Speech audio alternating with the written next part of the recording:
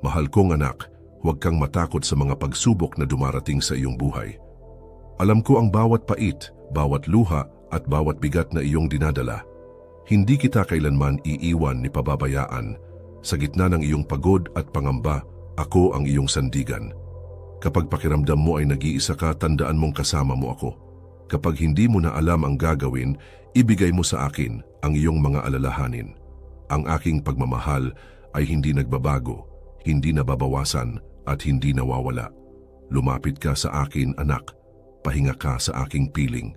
Ang mundo ay puno ng ingay at kaguluhan, ngunit sa akin, makakahanap ka ng kapayapaan. Ang iyong halaga ay hindi nasusukat sa mga pagkakamali mo, kundi sa aking pag-ibig na walang hanggan para sa iyo. Manalig ka dahil may magandang plano ako para sa iyo. Magtiwala ka dahil hawak ko ang iyong kinabukasan. At higit sa lahat, huwag mong kalimutan, mahal na mahal kita.